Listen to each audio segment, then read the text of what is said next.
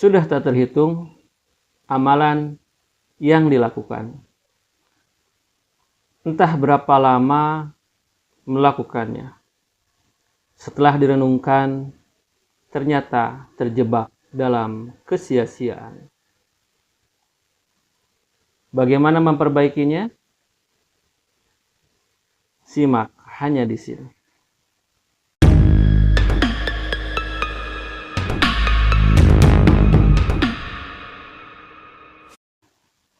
Sahabat sekalian, mungkin di antara kita sudah banyak yang melakukan amalan-amalan untuk merayu Tuhan yang Maha Kuasa.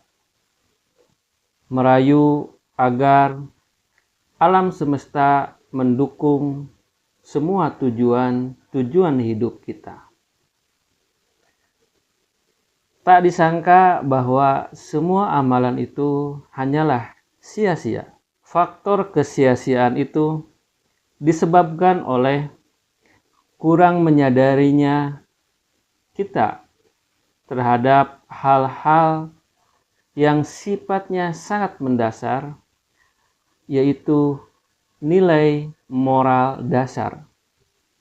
Seperti yang sudah disampaikan pada video-video sebelumnya, bahwa 3 hal apabila kita mengabaikannya, kita akan terjebak dalam kesia-siaan amalan-amalan kita.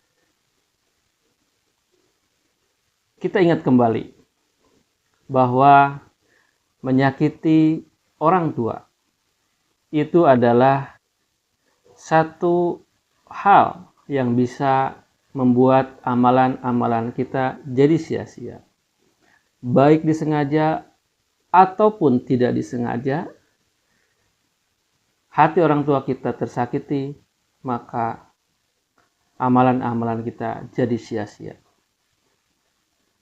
Yang kedua, saat kita memakan, menikmati, ataupun menguasai hak yang bukan milik kita, ataupun hak milik orang lain, itu akan membatalkan semua amalan-amalan kita. Dan yang ketiga, saat kita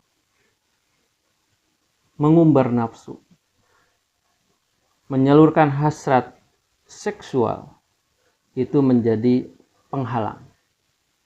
Seluruh amalan yang kita lakukan menjadi terhijab. Nah, sahabat sekalian, mungkin di antara kita baru menyadari bahwa hal itu menghalangi. Lalu bagaimana jalan keluarnya? Sahabat sekalian, mari kita pikirkan sejenak bahwa nilai-nilai moral pada masyarakat kita, generasi-generasi mendatang, remaja beranjak dewasa, bahkan kita sebagai orang yang sudah dewasa, belakangan tidak menghormati nilai-nilai moral itu. Ada anak yang berani mengancam, mengintimidasi, bahkan menyakiti. Bahkan ada juga yang sampai membunuh orang tuanya. Itu salah satu kondisi yang sangat memilukan. Mengambil hak milik orang lain, korupsi, mencuri, menipu, merampok. Satu hal yang tidak sulit kita temukan di lingkungan masyarakat kita. Apalagi yang sifatnya mengumbar syahwat, nafsu. Setiap hari bisa kita saksikan, baik di media sosial ataupun di media-media yang lain. Bahkan itu menjadi komoditi sebagian masyarakat yang lupa bahwa itu adalah hal yang berbahaya bagi kehidupan semesta dan kehidupan spiritual kita. Nah, bagaimana bagi kita yang hendak memperbaiki diri?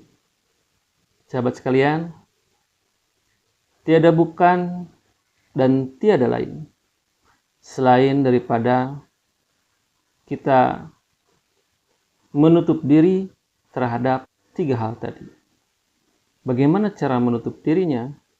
Yaitu kembali kepada nilai-nilai dasar tadi. Kepada orang tua, kita hormati semampu kita, sekuat kita, jaga perasaannya. Kalau bisa masih hidup saat ini, segeralah minta maaf dan minta ridho. Orang tua adalah orang yang sangat menyayangi kita. Dengan kita minta maaf, dengan kita minta doanya, akan terbukalah hatinya. Dan kalaupun belum bisa, maka usaha kita harus sampai untuk membukakan hati mereka. Jangan sampai hatinya tertutup untuk kita. Coba dulu apabila itu terjadi pada sahabat. Yang kedua, bila kita secara sadar ataupun secara sengaja pernah mengambil, menikmati, menguasai hak milik orang lain, segeralah kembalikan. Segeralah minta dihalalkan. Karena itu berbahaya. Tidak di dunia. Bahkan menurut beberapa keterangan ulama, itu bisa ditagih nanti di akhirat. Maka tidaklah berlebihan apabila semesta pun menolak kita karena kita menikmati, menguasai, mengambil harta milik orang lain. Dan yang terakhir, apabila ternyata sahabat salah satu yang gemar mengumbar syahwat, segeralah bertobat sekuat tenaga bahwa hal itu tidak akan diulang lagi. Segeralah menyadari bahwa itu kesalahan yang harus diperbaiki dan tidak melakukannya sama sekali di kemudian hari. Sahabat sekalian, itulah yang disebut dengan proses pertaubatan.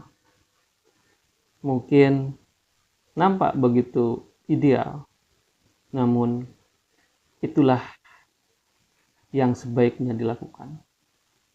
Maka mulai dari situ kita bisa memulai lembaran-lembaran baru dengan pengharapan seluruh amalan kita diterima dan seluruh amalan kita terdengar daripada Tuhan yang Maha Kuasa, yang kemudian Tuhan memberikan kasih sayangnya kepada kita melalui semesta dan mendukung kita, menjadi kita lebih bahagia, menjadikan kita lebih bertenaga, dan menjadikan kita lebih bermanfaat daripada kehidupan diri kita sendiri. Sahabat sekalian, lalu bagaimana apabila kita menahan diri untuk tidak melakukan proses pertaubatan? Apakah berbahaya ataukah biasa saja? Tentu sahabat ingin mengetahuinya. Kita bahas di video berikutnya.